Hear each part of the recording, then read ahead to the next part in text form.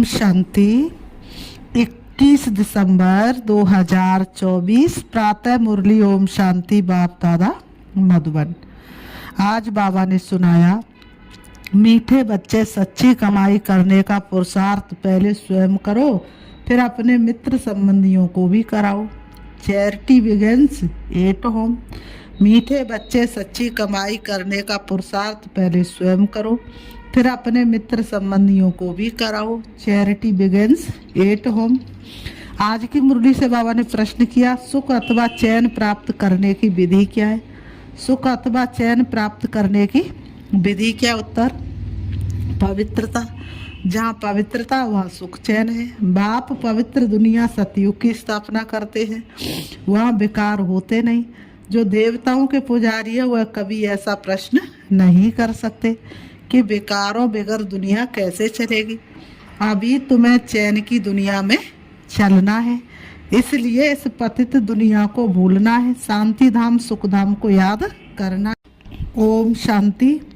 ओम शांति का अर्थ तो बच्चों को समझाया हुआ है। सी बाबा भी ओम शांति कह सकते हैं, तो सालिग्राम बच्चे भी कह सकते हैं। आत्मा कहती है ओम शांति। Son of silence father. शांति के लिए जंगल आदि में जाकर कोई उपाय नहीं किया जाता है, आत्मा तो है ही साइलेंस। फिर उपाय क्या करना है? ये बाप बैठ समझाते हैं। उस बाप को ही कहते हैं कि वहाँ ले चल जहाँ सुख चैन पावे। चैन अथवा सुख सभी मनुष्य चाहते हैं, परंतु सुख और शांति के पहले तो चाहिए पवित्रता। पवित्रता है तो सुख शांति है, पवित्रता नहीं तो सुख शांति नहीं। वास्तव में पवित्रता सुख शांति की जननी है। पवित्र को पावन, अपवित्र को पतित कहा जाता है। पतित दुनिया वाले पुकारते रहते हैं कि आकर हमको पावन दुनिया में ले चलो। वह है ही पतित दुनिया से लिबरेट कर पावन दुनिया में ले चलने वाला। सतयुग में है पवित्रता और कलयुग में है अपवित्रता। वह साइलेंस वर्ल्ड, ये विशेष वर्ल्ड।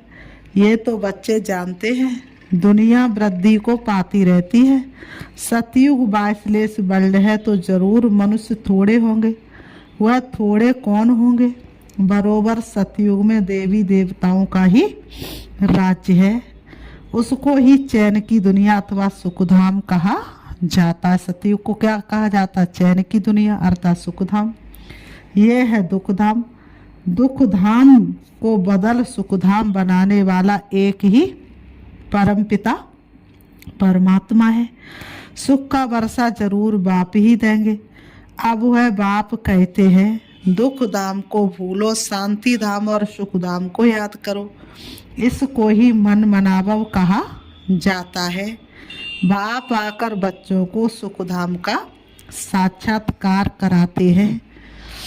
बाबा कहते दुख धाम का विनाश कराए शांति धाम में ले जाते हैं। दुख धाम का विनाश कराए और बाबा कहाँ ले जाते? शांति धाम में ले जाते। इस चक्र को समझना है। 84 जन्म लेने पड़ते हैं। जो पहले सुखधाम में आते उन्हों के हैं 84 जन्म।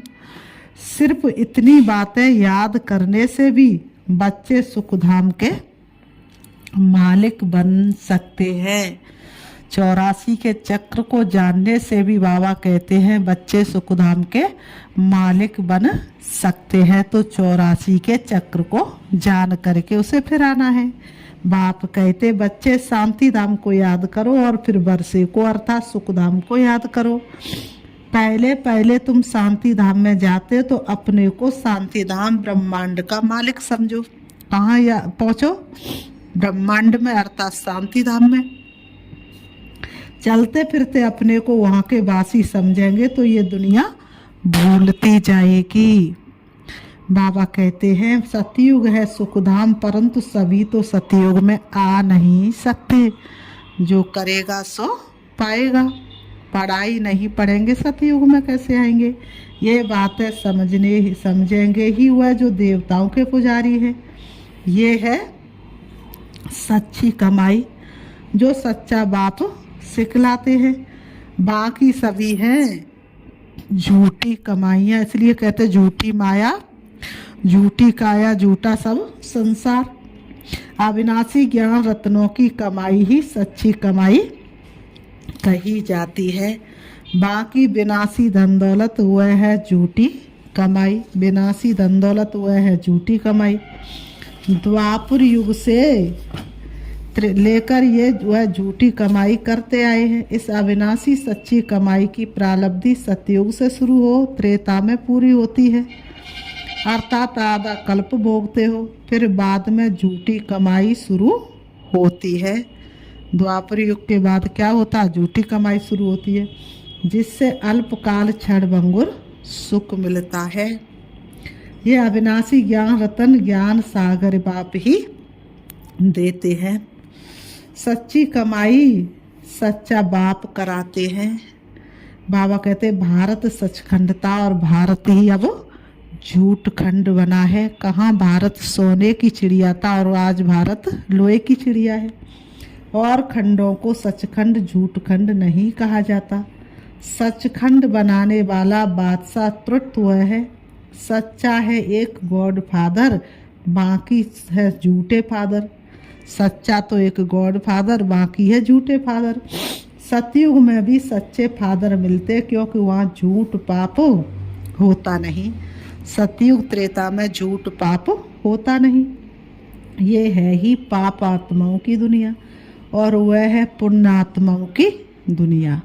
ये है पाप आत्माओं की दुनिया और वह है पुण्य आत्माओं की दुनिया। तो अब इस सच्ची कमाई के लिए कितना पुरुषार्थ करना चाहिए। जिन्होंने कल्प पहले कमाई की वही करेंगे। बाबा ने कहा कल्प पहले वाली बाजी है। जिन्होंने कल्प पहले जीती वही जीतेंगे। पहले खुद सच्ची कमाई कर, फिर पियर घर और ससुर घर को यही सच्ची कमाई करानी है। Charity begins at home. अपने घर का उद्धार करो। बाबा ने कहा सर्वव्यापी के ज्ञान वाले भक्ति कर नहीं सकते। जब सभी भगवान के रूप है फिर भक्ति किसकी करते हैं? तो इसी दुबन से निकालने में मेहनत करनी पड़ती है। सन्यासी लोग चैरिटी बिगिंस एट होम क्या करेंगे? पहले तो वह घर बार का समाचार सुनाते ही नहीं है। बोलो क्यों नहीं सुनाते हो? मालूम तो पड़ना चाहिए ना। बतलाने में क्या है?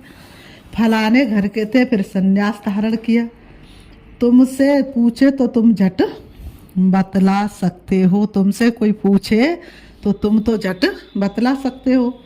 सन्यासियों के फॉलोअर्स तो बहुत है। वह फिर अगर बैठ कहे कि भगवान एक है तो सभी उनसे पूछेंगे तुमको किसने ये ज्ञान सुनाया? कहे बीके ने तो सारा उनका धंधा ही खलास हो जाए। ऐसे कौन अपनी इज्जत गवाएगा? फिर कोई खाना भी ना दे। इसलिए सन्यासियों के लिए तो बहुत मुश्किल है। पहले तो अपने मित्र संबंधियों आदि को ज्ञान दे सच्ची कमाई करानी पड़े। बाबा कहते हैं जिससे वे 21 जन्म सुख पावे। बात है बहुत सहज, परंतु ड्रामा में इतने शास्त्र मंदिर आदि बनने की भी नूंद है। पतित दुनिया में रहने वाले कहते अब पावन दुनिया में ले चलो। सतयुग को 5000 वर्ष हुए। उन्होंने तो कलयुग की आयु ही लाखों वर्ष कह दिए। तो फिर मनुष्य कैसे समझे कि सुखधाम कहाँ है, कब होगा? वह तो कहते हैं महाप्रलय होती है। दुनिया में तो लोग महाप्रलय दिखा देते, लेकिन महाप्रलय तो होती नहीं। महाप्रलय हो जाए तो फिर नई सृष्टि कैसे आए? तब फिर सतयुग होता है। पहले श्री कृष्ण अंगूठा चूसता सागर में पीपल के पत्ते पर आता है। अब ये कहाँ की बात कहाँ ले गए हैं?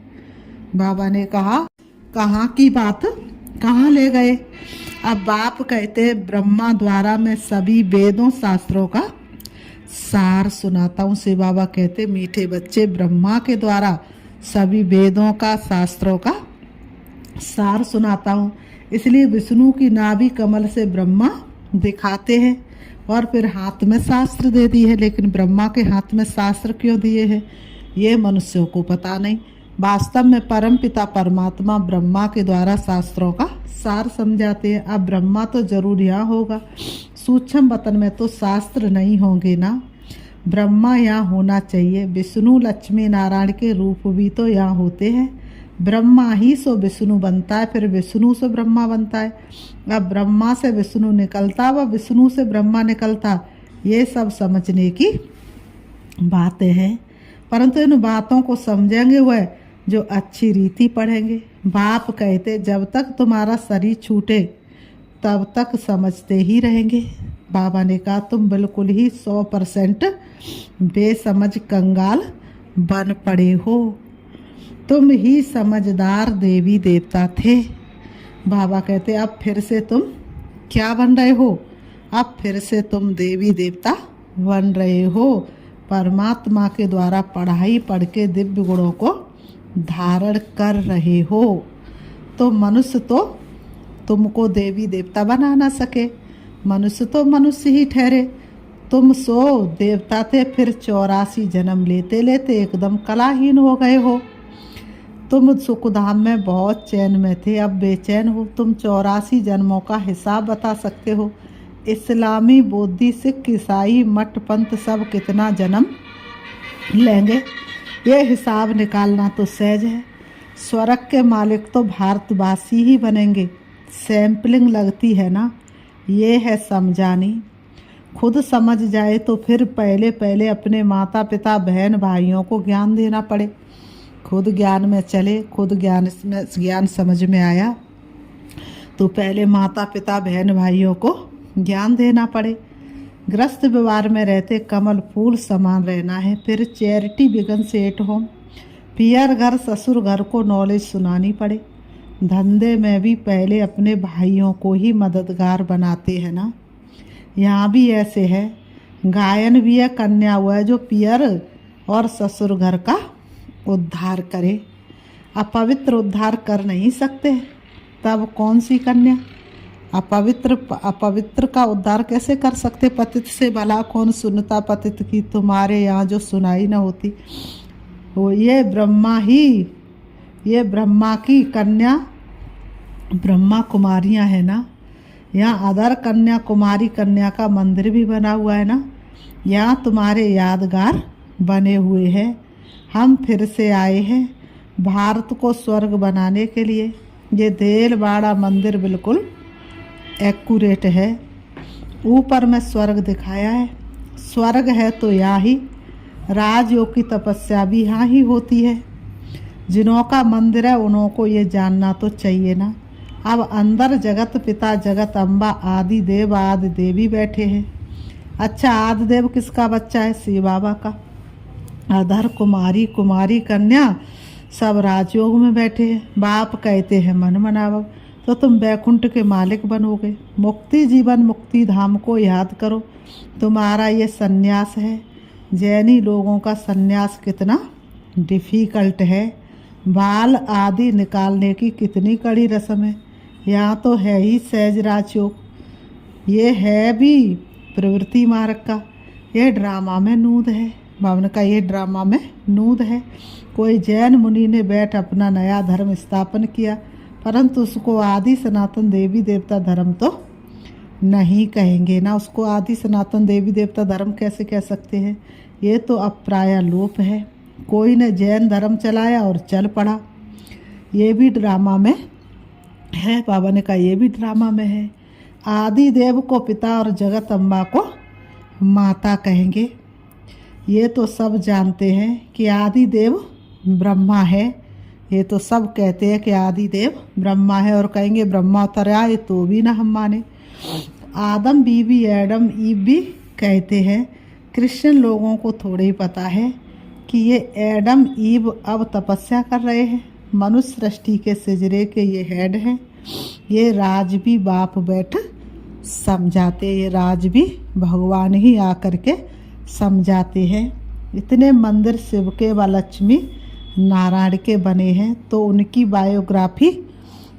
बायोग्राफी जाननी चाहिए ना। ये भी ज्ञान सागर बाप ही बैठ समझाते हैं। परमपिता परमात्मा को ही नॉलेजफुल ज्ञान का सागर आनंद का सागर कहा जाता है। ये परमात्मा की महिमा कोई साधु संत आदि नहीं जानते हैं। वह तो कह देते परमात्मा, वह तो परमात्मा के लिए क्या कह देते, परमात्मा सर्वव्यापी है, फिर महिमा किसकी करे जब सर्वव्यापी है। तो बाबा ने कहा परमात्मा को न जानने के कारण ही फिर अपने को शिवोहम कह देते हैं, नहीं तो परमात्मा की महिमा कितनी बड़ी है। वह तो मनुष्य सृष्टि का बीज रूप है। मुसलमान लोग भी कहते हमको खुदा ने पैदा किया, तो हम रचना ठहरे। रचना को वर्षा नहीं दे सकते।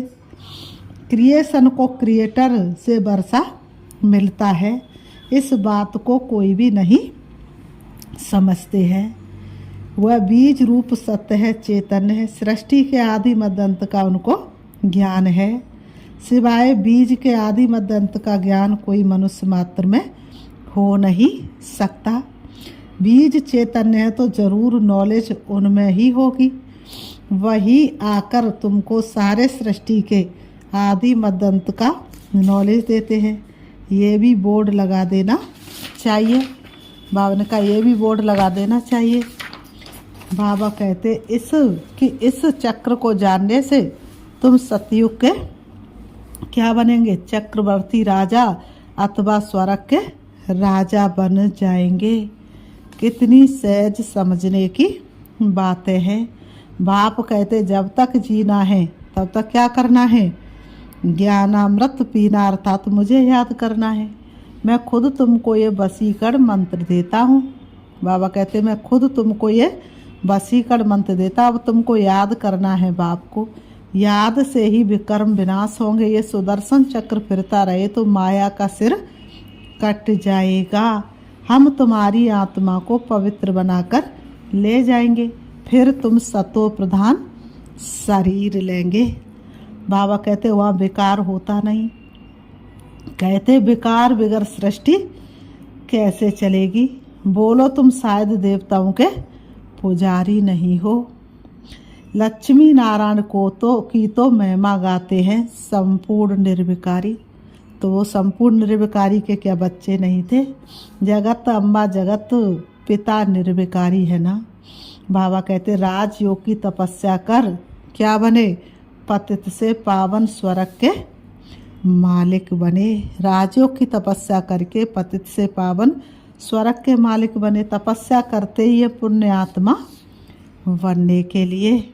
फिर बाबा कहते अच्छा मीठे मीठे सिखी लते बच्चों प्रति मात पिता बाप दादा का याद प्यार और गुड मॉर्निंग। रूहानी बाप की रूहानी बच्चों को नमस्ते। हम रूहानी बच्चों की रूहानी बाप दादा को याद प्यार और नमस्ते नमस्ते नमस्ते नमस्ते।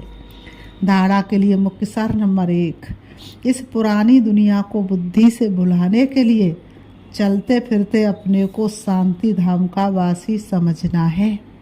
इस पुरानी दुनिया को बुद्धि से भुलाने के लिए चलते फिरते अपने को शांति धाम का वासी समझना है। शांति धाम और सुख धाम को याद कर सच्ची कमाई करनी है और दूसरों को भी करानी है। नंबर 2, राजयोग की तपस्या कर स्वयं को पुण्यात्मा बनाना है। माया का सिर काटने के लिए स्वदर्शन चक्र सदा फिरता रहे। माया का सिर काटने के लिए स्वदर्शन चक्र सदा फिरता रहे। आज की मुरली से बाबा ने वरदान दिया। संपन्नता द्वारा सदा संतुष्टता का अनुभव करने वाले संपत्तिवान भव। संपन्नता द्वारा सदा संतुष्टता का अनुभव करने वाले संपत्तिवान भव। स्पष्टीकरण है स्वराज्य की संपत्ति है ज्ञान गुण और शक्तियाँ। जो इन सर्व संपत्तियों से संपन्न स्वराज्य अधिकारी है वह सदा संतुष्ट है। उनके पास अप्राप्ति का नाम निशान नहीं। हद के इच्छाओं की अविद्या इसको कहा जाता संपत्तिवान। वह सदा दाता होंगे मांगता नहीं। वे अखंड सुख शांति में स्वराज्य के अधिकारी होते हैं। किसी भी प्रकार की परिस्थिति उनके अखंड शांति को खंडित नहीं कर सकती। किसी भी प्रकार की परिस्थिति उनके अखंड शांति को खंडित नहीं कर सकती स्लोगन। ज्ञान नेत्र से तीनों कालों और तीनों लोकों को जानने वाले मास्टर नॉलेजफुल बाबा। अच्छा, ओम शांति, ओम शांति।